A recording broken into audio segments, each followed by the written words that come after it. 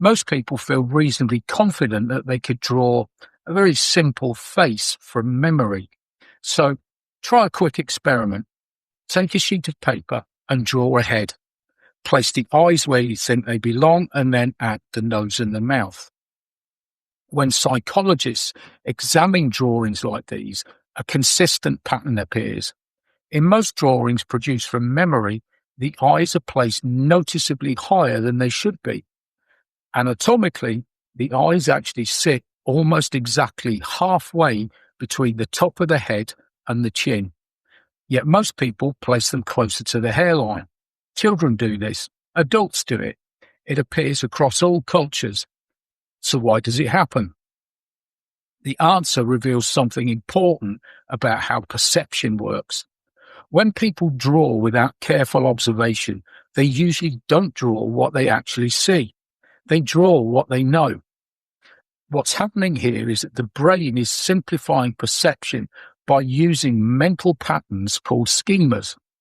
A schema is a stored model that summarizes the typical features of something that we recognize.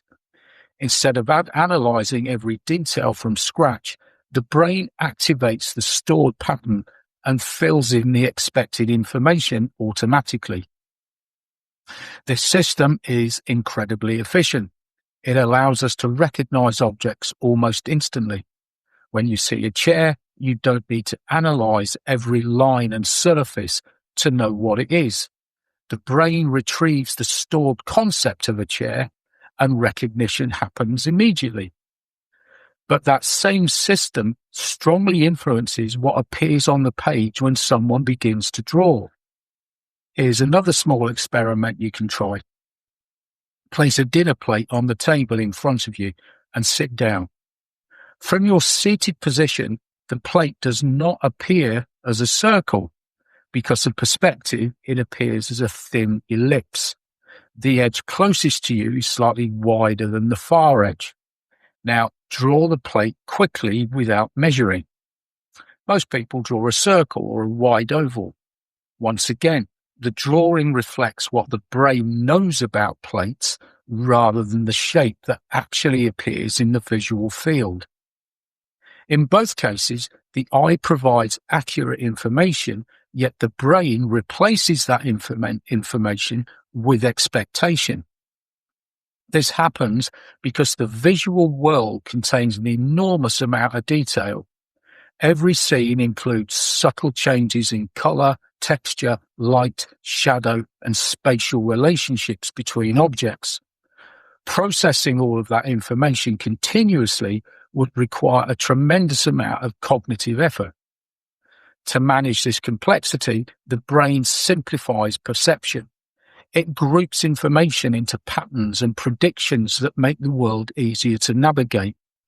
And modern cognitive science describes perception as a predictive process. The brain constantly generates expectations about what it is likely to encounter. Incoming sensory information is compared with these predictions, and the internal model is updated when necessary. This predictive system allows us to move through familiar environments quickly and efficiently. We recognize faces instantly. We recognize tools, objects, and places without effort.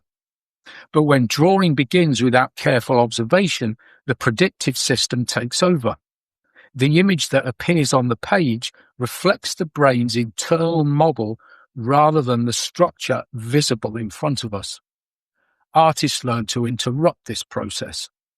Instead of drawing objects, they study relationships, angles, proportions, edges, and the way light moves across surfaces. And one of the most effective exercises involves looking at what artists call negative space. Rather than drawing the object itself, attention shifts to the shapes formed by the empty space around it. The air between the legs of a chair, for example, creates complex shapes that the brain has fewer symbolic shortcuts for.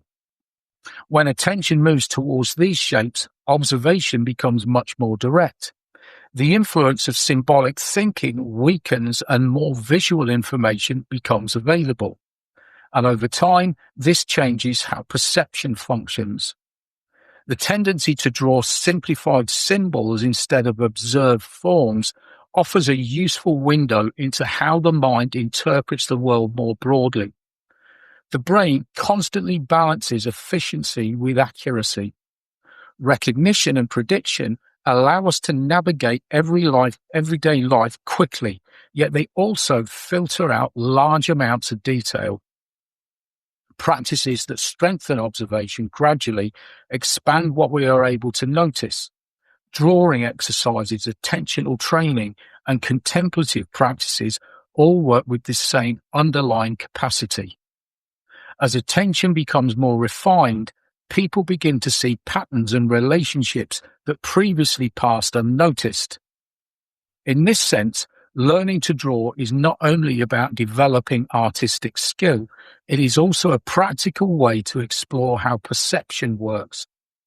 The next time you look at something you think you already recognize, pause for a moment and study it more carefully.